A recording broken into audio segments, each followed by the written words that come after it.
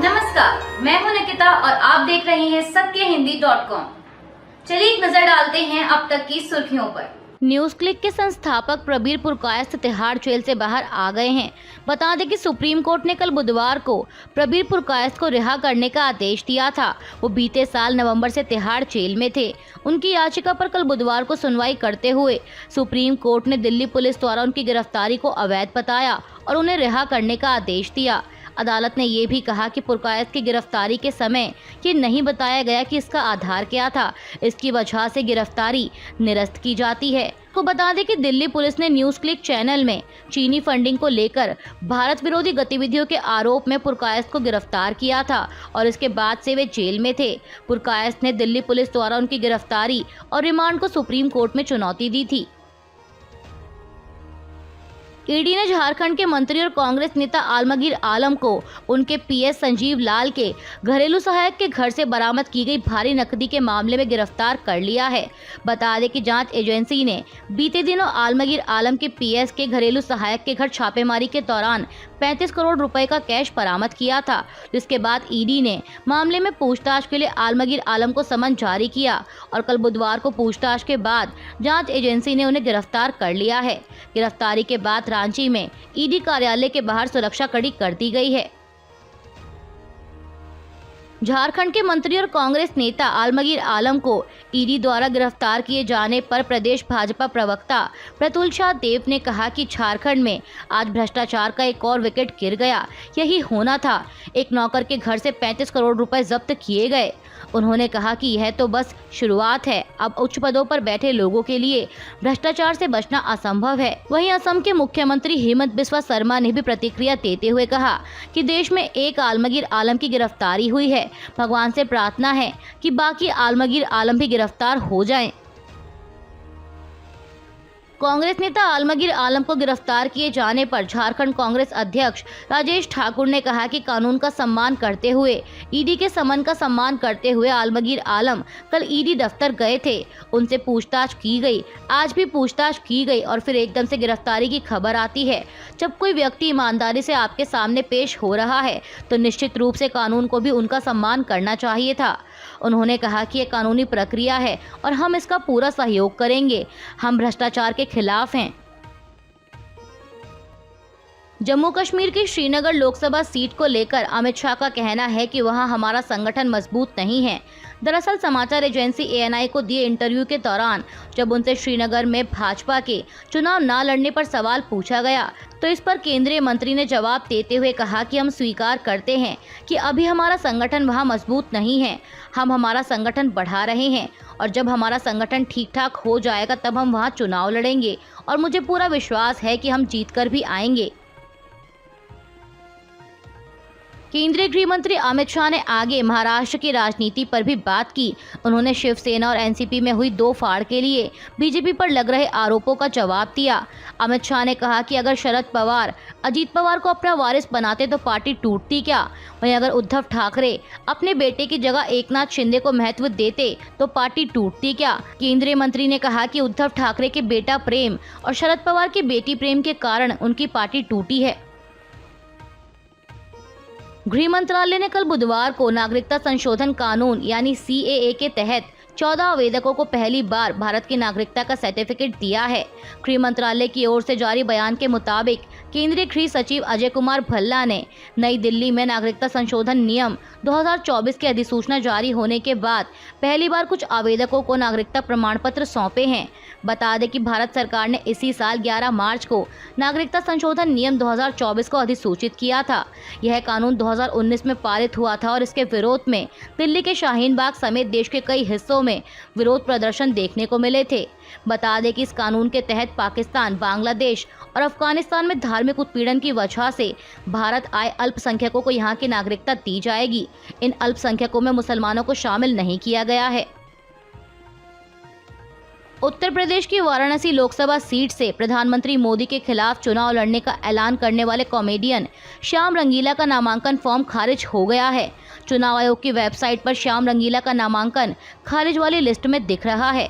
वहीं नामांकन खारिज होने पर श्याम रंगीला ने मीडिया से बात करते हुए कहा कि मेरे जैसे लोगों को नहीं पता होता, ये प्रशासन का काम होता है, लेकिन उन्होंने कुछ नहीं किया। बस डिपॉजिट अमाउंट लिया और 4 पर्ची देकर बाहर भेज दिया। हमें लगा कि हमने नामांकन जमा कर दिया है। बाहर आकर देखा तो एक चीज़ की कमी लगी। हम दोबारा गए तो डीएम साहब ने पुलिस वालों से कहकर हमें भगवा दिया। हमें लगा कि हमारी गलती होगी। सुबह आए तो डीएम साहब थे नहीं। जब बारी आई तो वो बोले आप डॉक्यूमेंट नहीं लाए। श्याम रंगीला ने कहा कि हम नेता दिखते ही नहीं हैं। नेता वो होते हैं जो 5 मिनट में नामांकन दाखिल कर निकल जाते हैं। हम तो आम आदमी बनकर लड़ने निकले थे, जिसमें हमारी मैदान के अंदर, लोकतंत्र के अंदर एंट्री भी नहीं हो सकती। उन्होंने कहा कि ये हाल है चुनाव आयोग का। श्याम रंगीला ने नामांकन खारिज होने के बाद एक ट्वीट भी किया, जिसमें उन्होंने लिखा कि वाराणसी से नहीं लड़ने देंगे, ये तय था, अब साफ हो गया है। उन्होंने कहा कि दिल जरूर टूट गया, लेकिन हौसला नहीं टूटा है। आप सबके सहयोग के लिए शुक्रिया। मीडिया और शुभचिंतकों से निवेदन है, कृपया भी कॉल ना करें। जो भी सूचना होगी यहाँ देता रहूँगा। अब थोड़ी देर बातचीत करने की इच्छा नहीं है। दिल्ली के मुख्यमंत्री अरविंद केजरीवाल की अंतरिम जमानत को लेकर भाजपा लगातार उन पर हमला बोल रही है। इसी कड़ी में मध्य प्रदेश के पूर्व मुख्यमंत्री शिवराज सिंह चौहान ने भी केजरीवाल को निशाने पर लेते हुए कहा कि कोई ऐसा सगा नहीं जिसको अरविंद केजरीवाल ने ठगा नहीं। उन्होंने सबसे पहले अन्ना हजारे साहब को ही ठगा और उसके बाद दिल्ली की जनता को ठगा। अब इनका नाम केजरीवाल नहीं करप्शनवाल है। ये भ्रष्टाचार के सबसे बड़े उदाहरण हैं। बीजेपी नेता ने आगे कहा कि केजरीवाल की पार्टी भ्रष्ट बीज हो गई है। ये जहां जहां जाती है वहां नए भ्रष्टाचार के फसल लहराने लगते हैं। उन्होंने कहा कि जितने गठबंधन के नेता हैं सब मौसेरे भाई हैं। भारतीय जनता पार्टी कांग्रेस को लगातार पाकिस्तान के मुद्दे पर घेर रही है।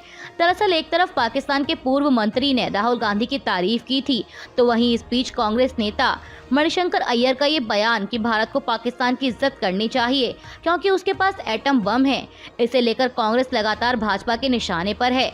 अब इसी कड़ी में उत्तर प्रदेश के मुख्यमंत्री योगी आदित्यनाथ ने कहा कि पाकिस्तान में 23-24 करोड़ आबादी भूख से मर रही है। पिछले एक हफ्ते से वहां हो रहा विरोध प्रदर्शन इसका सबसे बड़ा गवाह है। 1 किलो गेहूं के लिए वहां हिंसा और आगजनी हो रही है और कांग्रेस और समाजवादी पार्टी के नेताओं का कहना है कि हमें पाकिस्तान के खिलाफ नहीं बोलना चाहिए क्योंकि उनके पास एटम बम है। सीएम योगी ने कहा कि हमारे पास भी एटम बम है और वो फ्रिज में रखने के लिए नहीं बना है। उत्तर पूर्वी दिल्ली से कांग्रेस उम्मीदवार कन्हैया कुमार के समर्थन में कल बुधवार को पार्टी कार्यकर्ताओं की बैठक की गई। इस बैठक के दौरान उत्तर पूर्वी लोकसभा क्षेत्र के लिए पर्यवेक्षक तय हुए हैं। बैठक में शामिल हुए कांग्रेस के वरिष्ठ नेता सचिन पायलट ने इसकी जानकारी देते हुए मीडिया से कहा कि मुझे कहने में संकोच नहीं है कि इस सीट पर और इसके अलावा बाकी और 6 सीटों पर इंडिया गठबंधन के उम्मीदवार आगे बढ़ रहे हैं। उन्होंने कहा कि देश में परिवर्तन की हवा चल रही है। पहले वे 400 पार की बात करते थे, लेकिन अब वे हमें और हमारे संकल्प पत्र को टारगेट कर रहे हैं। सचिन पायलट ने कहा कि हमारे पास ना नीतियों की कमी है और ना ही नेताओं की। बहुमत मिलने के बाद हम एक दिन के अंदर तय करेंगे कि नेतृत्व कौन करेगा। वहीं कांग्रेस उम्मीदवार कन्हैया कुमार ने कहा कि बैठक में चुनाव के लिए एक सकारात्मक चर्चा की गई। हमें सकारात्मक परिणाम की उम्मीद है। उन्होंने कहा कि हमें आम लोगों का समर्थन मिल रहा है। देश के चुनावी माहौल में राजनेताओं के बीच जुबानी जंग और तेज हो गई है। इसी कड़ी में आरजेडी नेता तेजस्वी यादव ने बीजेपी पर हमला बोलते हुए कहा कि बीजेपी महंगाई की मां है और बेरोजगारी का बाप। उन्होंने दावा किया कि जो इस बार ओवर एज्ड हो गए हैं 25 करोड़ से ज्यादा जो फर्स्ट टाइम वोटर्स हैं, सब बीजेपी के खिलाफ वोट दे रहे हैं। वहीं बीजेपी के राष्ट्रीय अध्यक्ष जेपी नड्डा ने भी आरजेडी पर पलटवार करते हुए कहा कि आरजेडी का मतलब आर रिश्वतखोरी, जे जंगल राज, डी दल है। नड्डा ने कहा कि लालू जी ने चारा खाया, अलकतरा खाया, नौकरी के बदले जमीन हड़पी और अभी नौकरी देने की बात कर रहे हैं। आम आदमी पार्टी की राज्यसभा सांसद स्वाति मालीवाल के साथ मुख्यमंत्री अरविंद केजरीवाल के आवास पर हुई मारपीट के मामले में उत्तराखंड के मुख्यमंत्री पुष्कर सिंह धामी की भी प्रतिक्रिया आई है। सीएम धामी ने बड़ा दावा करते हुए कहा कि इनका अंदरूनी झगड़ा बढ़ गया है क्योंकि अब इन सबको लग रहा है कि 2 जून को जब केजरीवाल दोबारा जेल जाएंगे तो उन्हें सजा मिलेगी। एजेंसियां उनके खिलाफ कार्रवाई करेंगी, कोर्ट उन्हें सजा देगा और उन्हें मुख्यमंत्री का पद छोड़ना पड़ेगा। इसीलिए मुख्यमंत्री की कुर्सी के लिए खींचतान चल रही है। अमेरिका के राष्ट्रपति जो बाइडेन और राष्ट्रपति पद की रेस में शामिल डोनाल्ड ट्रंप प्रेसिडेंशियल डिबेट के लिए सहमत हो गए हैं। मीडिया रिपोर्ट्स के मुताबिक बाइडेन और ट्रंप के बीच जून और सितंबर में 2 प्रेसिडेंशियल डिबेट होंगी।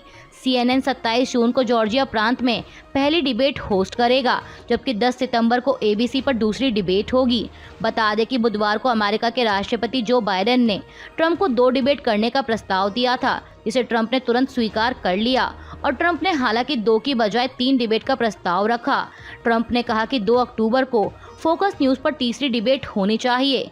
ट्रंप की ओर से बयान जारी कर कहा गया कि अमेरिकी नागरिकों को राष्ट्रपति पद के उम्मीदवारों को सुनने के 2 नहीं बल्कि 3 मौके मिलने चाहिए। अभी के लिए बस इतना ही। बाकी की खबरों के लिए बने रहिए सत्यहिंदी.com के साथ।